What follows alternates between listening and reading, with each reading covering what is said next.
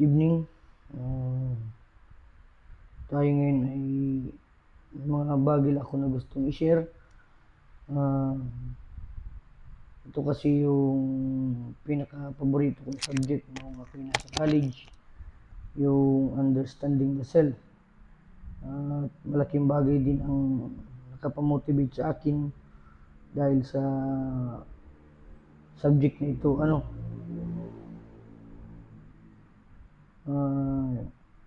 Kumbaga, intro para mas maintindihan natin kung ano ang understanding the self is bibigay ko ang definition niya sa base sa internet.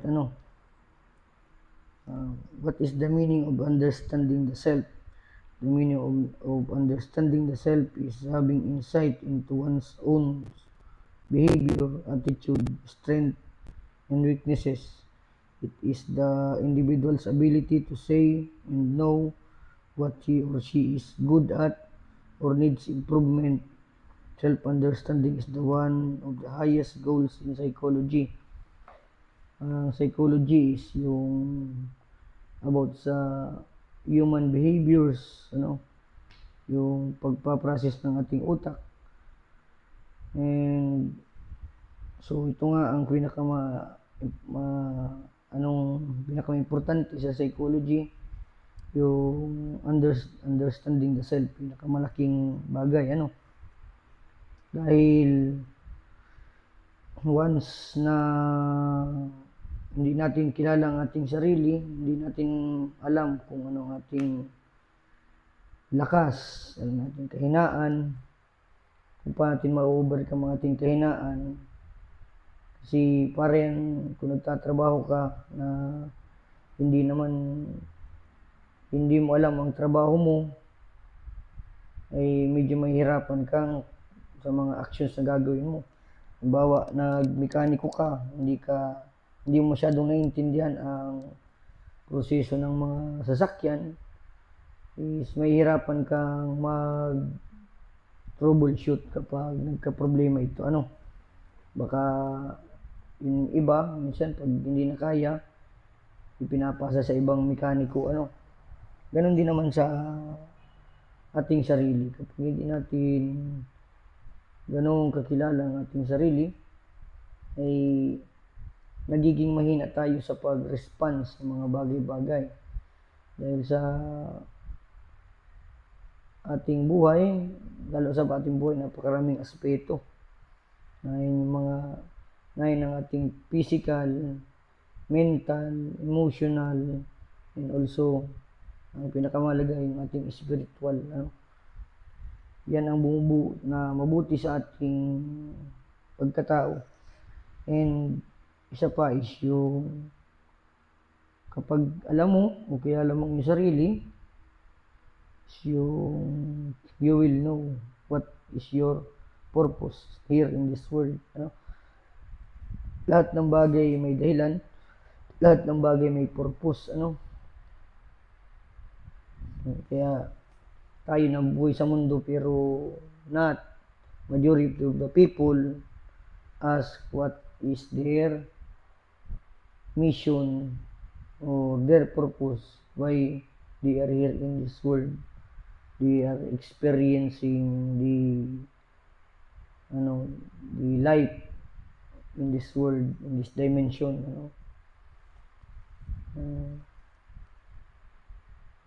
Hirap din kapag ganun na hindi natin masyadong nalalaman. Ang ating karamihan ng mga tao is they are focusing more on the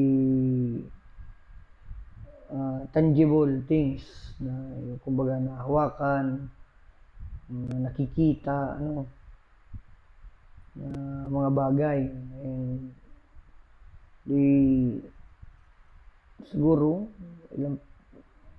malaki-laki din siguro porsyento ng tao ang nagpo-focus sa kanilang spirituality, pero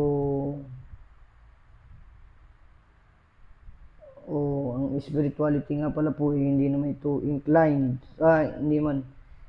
kumbaga hindi siya masyadong nakatutok sa religion, kumbaga sabi nga, not all religious person are a spiritual person, but all spiritual person is a religious person.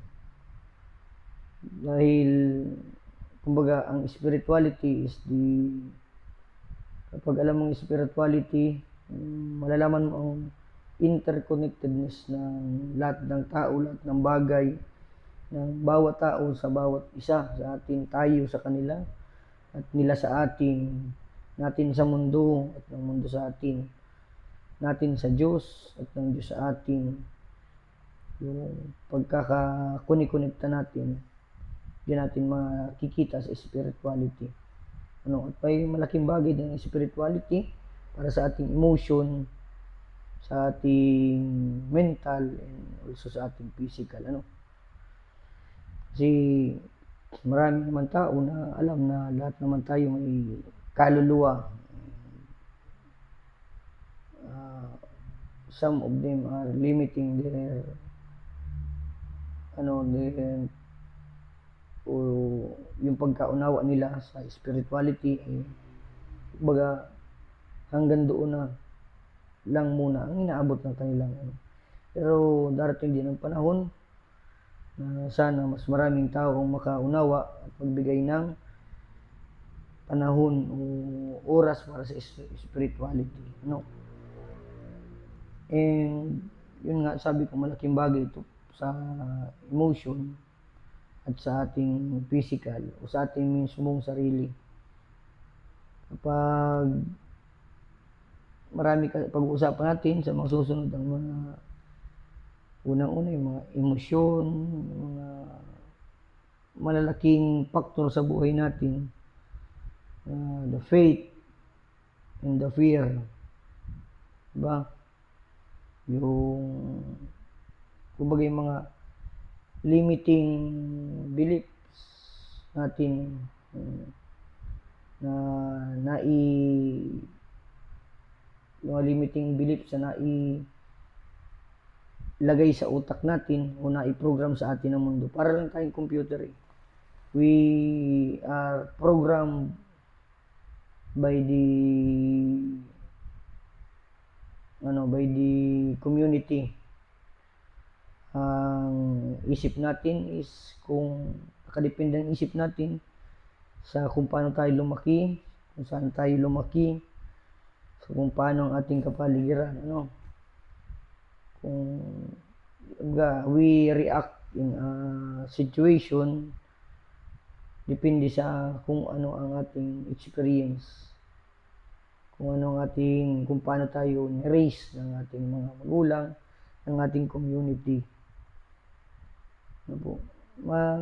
Sunod, pag-uusapan natin paunti-unti ang mga aspeto ng buhay na maaaring makatulong sa atin o sa iba na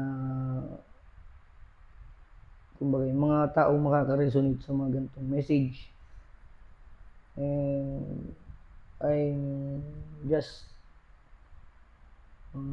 offering this para yung iba is kumbaga magkaroon kayo ng idea man lamang tungkol sa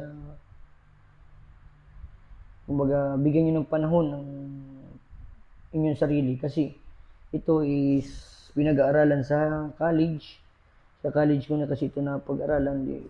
Kumbaga noon gusto ko itong kunin pero hindi ko nakuha itong subject sa education. Nakuha ko siya is itong mga later years na nagbalik ako may mga recent year na nagbalik ako sa klase, nakuha ko siya psychology, and itong bumugal sa akin yung understanding the self na mas malaking nagbukas sa akin sa aking kaisipan ng mga bagay-bagay. Malaki ang napakinabangan ko naman. Hindi ko nga lang natapos kahit isang semester dahil sa mga problema, but hindi man yun ang naging katapusan aking pag-aaral patungkol doon, sapagkat kahit papaano may internet naman na tayo ngayon, may papagpatuloy ko yung mga gusto ko. And malaking bagay ang naging parte nito sa aking buhay. Kaya gusto ko rin i-share naman sa inyo na magkaroon din kayo ng insight about sa mga bagay na ito. And welcome kayo. And hanggang sa mga susunod na pag-uusapan natin. And kung sakaling gusto ninyo mga ganito, then so be it. And kung di man kayo interesado, then wala akong magagawa. It's just an offer. And you have the right to decline. You have the right to accept. You have the right to decline. Wala man tayong magagawa sa mga bagay na yan. Basta ang importante naman is nasasabi natin ang mga bagay. Baka sakaling mayroong may kailangan, hindi man ngayong panahon, pero ang internet naman is matagal namang naandyan. Siguro hindi man ngayong panahon, may tao at may tao makikinabang ng mga bagay na ito. Yun lamang muna at salamat sa inyo.